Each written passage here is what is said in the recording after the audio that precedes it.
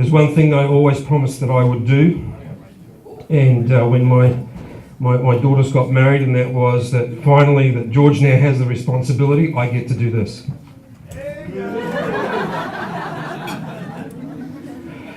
I feel free. Free, yeah, there's 3 more to go, I know. I was going to have a ducks auction tonight, but I decided not to, so thank you. Count yourself lucky. It's all right. So as the father of the bride, and now I have a new son, a son-in-law of course, I feel like I am the father of the bride off the movie The Father of the Bride. And it's been absolutely exhausting, still reeling, I'm confused, but finally here to say a few words to encourage the wonderful couple. It's my privilege to make the first speech, so I'd like to start by saying with great pleasure is to welcome both George and Carly to the Redwood family, and to welcome you all who are not already in the Redwood family into the Redwood family, because you are all in our family by association. So thank you so much for coming.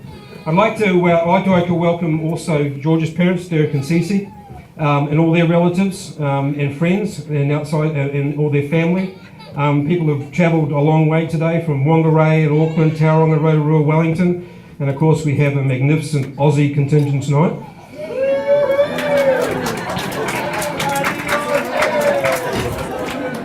I won't be mentioning the fact that probably right about now there's probably kick-off at the Bledisloe Cup, but I hence to say that I still think the All Blacks are going to get over the Aussies, so so we'll be hopefully home in time to see the final whistle, and we'll have to see. The top table is surrounded by most of their friends and family who have been important to them during their lives. By your presence here today, you show your friendship and love and bring greater joy to this great day that we've had. Has everybody enjoyed themselves? Yes. A lot of effort has gone into getting this what it is right now, and the way it is. So I thought I'd just like to thank a few people that have made Carly's and George's day absolute wonderful experience. So first of all, I'd like to mention just George's parents, and they have been wonderful in supporting and looking after my girl, and also looking after George and bringing him up to be the young man that he is. So thank you. But also, there's been a big contribution to how things have gone on today. I'd like to also thank my lovely wife Yvonne, who has spent many hours on the internet hunting around for dresses and bits and pieces. It's hard to plan a wedding when you live 2,500 miles away, but we managed to get it all done. And of course the beautiful bridesmaids and the beautiful bride are testimony to her good work, so thank you for that. Also I'd like to thank my daughter Danielle, and to which all the little special things are tethered around the place. She has very much a gift in doing that, so for all her hard work, she has spent many sleepless nights and many things to get this where it is today. So thank you so much for doing that for her, for your little sister, how should I say. For the rest of the bridesmaids as well, thank you so much for your participation in doing what you had to do, running around everything. It was absolute amazing how everything comes together at the last minute. So really thank you for doing that for them and to make this day as special as it is. Can you give them a round of applause, because I think they deserve it.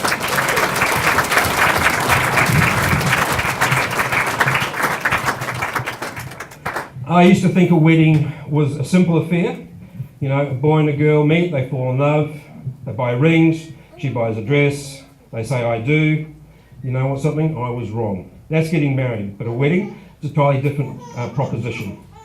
I'm told that one day I'll look back on all of this and with a great affection and nostalgia, and two fathers will understand who have daughters that you have this adorable little girl who looks up to you and adores you in a way that you could never imagine.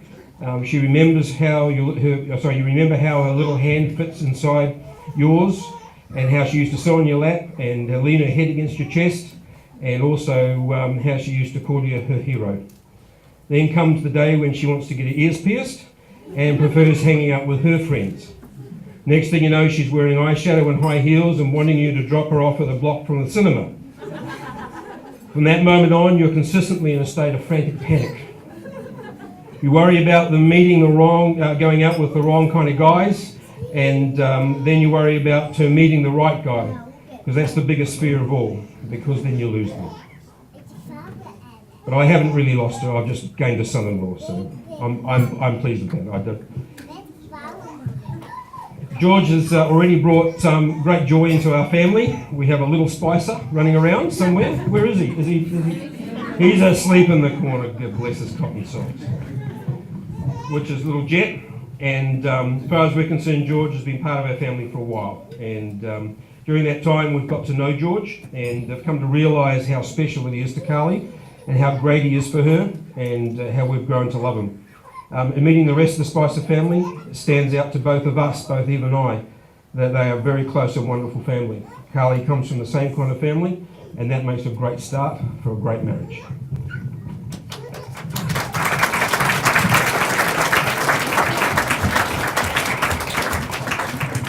I was kind of thinking of some stories that I could tell. So I have one about George. I only got one about George, but it's a doozy. But I also missed Carly's 21st. So normally at her 21st, you get the opportunity to embarrass her like anything. I'll do. Thank you. So, but as I said, and so I thought I might leave you with a few moments from her past that both Eve and I remember with fondness. But as for George, as things progressed, of course, and Jet came along, and things were going great. And both Eve and I would often talk. I wonder if they're ever going to get married. And so, and of course, I thought I was going to have to use a little gentle persuasion. But true to George's form, as a quiet, silent type that he is, one night I was just scanning through my emails, and I thought, oh, there's an email I haven't seen before. Had no subject or anything like that. And the message read, "Can I marry your daughter?" Smiley face. Underneath, sent from his iPod. So I kind of knew that he was the one, really. No mess, no fuss, just gets on with the job. So, yeah. Oh, yes, there was a kingfish picture, of course, going in with that. Obviously, I knew what he was thinking about while he was fishing, maybe.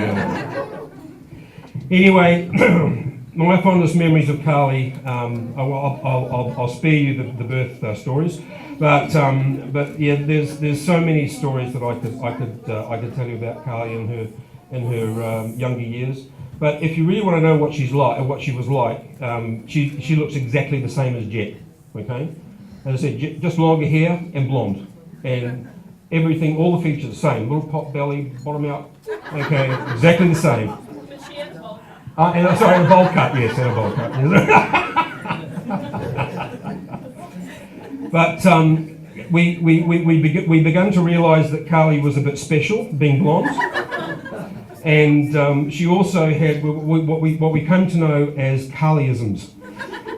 And things such as when one morning when we were in Wiles Meadow down in New South Wales, we were in a beautiful little meadow and down the Southern Highlands, and we woke up one morning and it had snowed overnight, and Carly, Yvonne came into Carly's room, and she'd just woken up, and she said to Carly, "Hey, come and look at this." And they both walked out to the window, and looked out, and Carly looked at it and goes, "Ooh, ice cream!" Nothing's changed. Second thing, one of the second memories that stand out quite readily is we would lose Carly on a cold morning quite often. I'd get up and put the heater on and get the place warmed up, and Yvonne would be getting things done, and we'd go in and get the girls up and what have you, and then all of a sudden Carly would disappear.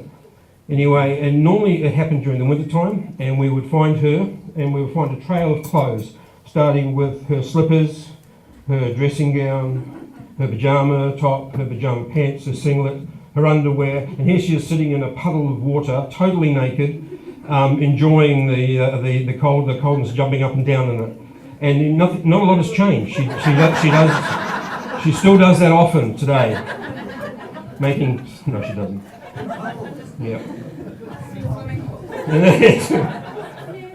But yeah, she, as I said, and just as I said, it's just one of those things that she enjoyed doing. But as I said, hence to say that both Yvonne and I have looked forward to this day for a long, long time, because we wanted to hand the responsibility of our daughter over to a young man and who's going to take care of her. And I know that she has found that young man. So Carly is happy and so in love. And of course, the way she looks today, which was absolutely stunning. I have to say that when I saw her before I walked downstairs for the first time in a wedding dress, it brought tears to my eyes, and she looked absolutely beautiful. And I couldn't have been more proud of Dad than to see her that way. So George, some advice, as promised. Marriage is a funny thing, you know. Did you know that in a recent survey carried out to establish whether married men live longer than bachelors, they found that actually there is no difference. It just seems longer that you were married. Yeah. The actor Richard Burton once said that a woman accepts a man as he is and then spends the rest of her life trying to change him. So if you want to take a last look at George now, we all know that Carly's going to start remodelling in the morning, okay? So to help you, George, on your marriage, to start the first day, so you're right off the mark on this, okay? Based on my 32 years of marriage to my lovely wife Yvonne, I thought that I might teach you some things that you might need to learn, like loyalty, self-restraint, and obedience, and lots of other daily training things and matters. Now, no matter the challenge of marriage, there can't be anything that can't be overcome by these wonderful answers, okay? So you ready for this? I was wrong. You were right. Yes, dear. I love you. How much, dear? And uh-huh. If you use those little phrases in the right way, in the right sequence, you will just get straight to a heart, okay? Finally, never go to bed in the middle of an argument. Be a man, stay up and fight. Watch some sport or play PlayStation. You've lost anyway, so you might as well get it over with, okay? To leave you with some serious advice. Love is patient. Love is kind. Love is not jealous, nor boastful, nor proud, nor rude. It does not demand its own way. It is not irritable. It keeps no record of wrongs. It does not rejoice about injustice, but rejoices whenever the truth wins out. Love never gives up, never loses faith. It always is hopeful and endures throughout every circumstance. Sprints and marathons are two distinctly different races. In a sprint, the one that is the most critical is the start. Runners practice hours getting into those little blocks and bursting out, and for every nanosecond as the gun goes off, because that's where the falter is in the start, and that's why you can't stand a chance of winning the race. But on the other hand, the starts of a marathon are not that important. Most runners just stand around, wait for it, and when the gun goes off, away they go. The truth is, you could fall down and 3 guys run over you, get up and still win the race. But it's not the start that's so important, it's the endurance. Today, many believe marriage is like a sprint, that it starts and that it is critical, and never ceases to amaze me of how many struggling couples point to the start of the reason for their struggles. We were too young. We didn't know each other for very long. We didn't have enough money. We had a child. They are convinced that the poor start is the reason for their troubles, but they're wrong. Marriage is not a sprint, it's a marathon. It is not the start that leads to a failed marriage, but the willingness to endure the race. You don't do marathons quickly. You have to spread out your energy over time. Endurance is what empowers a couple over a long haul and will enable you to push through old, familiar conflict zones for the 10,000th time without quitting. Just keep going and keep going. The scripture says, keep your eyes on Jesus, who both began and finished this race we're in. Study how he did it, because he never lost sight of where he was heading. the exhilarating finish in and with God. He could put up with anything along the way, the cross, the shame, the whatever. That's endurance. It makes a marriage last. I'd like you to raise your glasses, and I'd like to propose a toast to Mr. and Mrs. Spicer, the couple of the day. Mr. and Mrs. Spicer.